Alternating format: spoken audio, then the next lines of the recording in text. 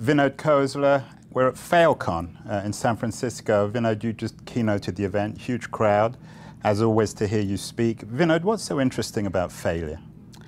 Well, what's interesting about failure is all the risks people took, all the new things they tried. If they didn't give themselves, if they weren't willing to fail with new risks, they wouldn't try anything new. I fundamentally believe all new ideas come from taking a risk on something new, something unreasonable, something foolish that other people haven't tried. And if you don't do that, you're never going to do anything new. As I said, you sort of die the minute you stop trying new things and doing new things, mentally die. If you try new things, there's a chance you'll fail. So I like to say my willingness to fail gives me the ability to succeed. Why is it, though, that people like yourself who are so successful are the ones who are always telling everyone that failure is important? Well, I think what most people don't realize, I've failed more times than I've succeeded in all the things I've tried. It's just that every time I failed, I didn't give up trying new things, is what made me successful. I took plenty of shots at goal. If I didn't take those shots on goal, I'd never score. It's sort of like somebody said, try and fail, but don't fail to try. Once you fail to try, you think you haven't failed, but in fact you failed before you started because you didn't try it. Last week, Thomas Friedman wrote an interesting piece in the New York Times in which he said that Washington, D.C. can learn from Silicon Valley. Silicon Valley is succeeding in failing. I think Washington, D.C. is failing in failing. What can Silicon Valley teach America about failure and success? Well, the mode in Silicon Valley is failure is not shameful. In fact, not trying something new and different is the bad thing, not trying it. More importantly, when you fail, you admit early you failed, and you change things. So when something's not working, you change it. One of the secrets to Silicon Valley is venture-funded entrepreneurs get funding for 12 months at a time. So in fact, there's a natural checkpoint every 12 months. If something's not working, they've got to change it because they have to justify getting their next lease on life. In a big company, you have a 5-year project, you are funded, you're not going to panic about failure. There is time when you're doing new things, when you have to question your assumptions. There are times when panic is the appropriate response. And Silicon Valley learns to do all those things. It's culturally acceptable to fail. There are a lot of mentors and coaches around that help you when you are failing and how you should do something different. Should you give up? Should you pivot to something new?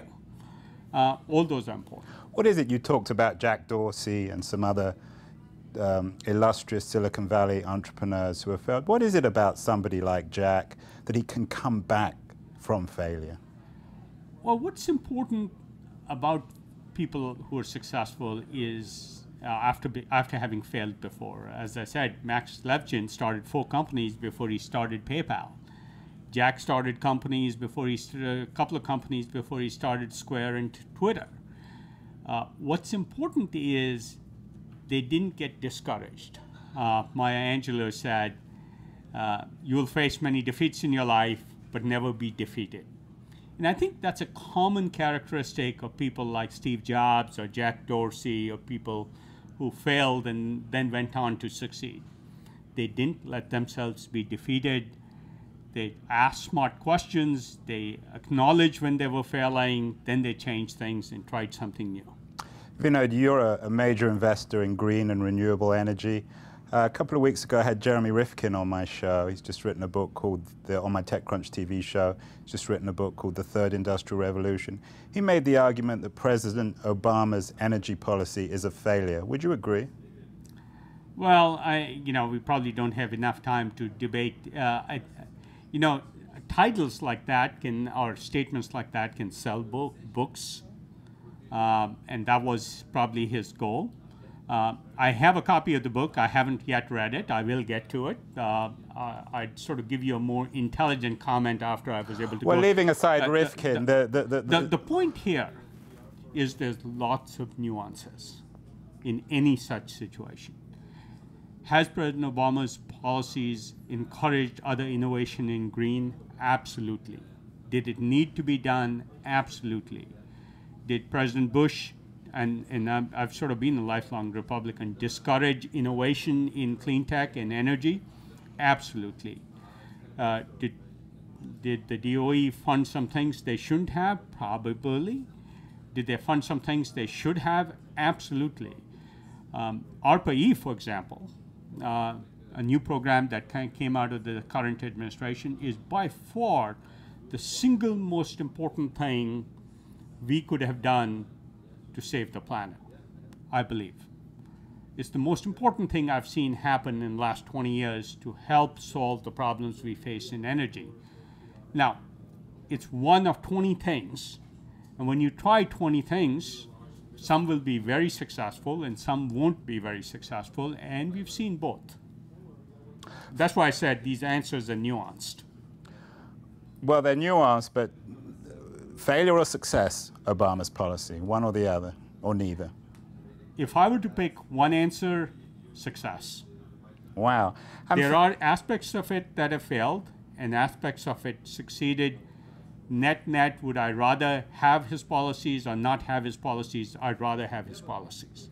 Final question, Vinod. On education, I know you have a keen interest in that. You make investments in that space. It's another area of massive failure in America. What needs to happen?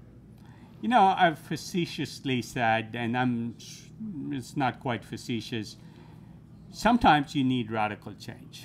And I have said recently, maybe the best way to reform education is to get rid of teachers.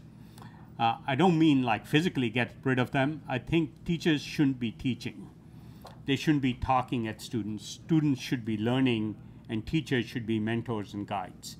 I do think fundamentally what we need to do in education is, whether that particular view of mine is right or wrong almost doesn't matter. We need to run a lot more experiments in education. We need an environment. You know, one of the reasons the internet is evolving so fast, mobile and iPads and everything else, is the cost of experimentation is low. We're running a lot of experiments, some failing, some succeeding. What we need to do in education is run lots of experiments and have the best ideas surface and get adopted.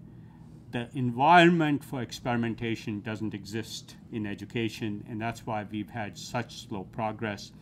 Each experiment is too costly, too slow, and too long. Finally, I mean, whenever I say final, I always have another question up my sleeve. In your speech, you made what I thought was a rather radical assumption that experts, I think you said, are full of shit. Is that true of teachers? And does education need to be liberated of experts?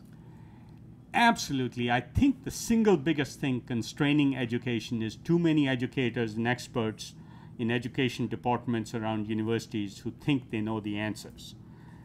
They don't. We need to go from get rid of the top-down view of education and start a bottoms-up, emergent view of education. Imagine if somebody at IBM was deciding opining on whether Twitter or Facebook or Google should succeed or fail or are doable. That's what we are doing in education.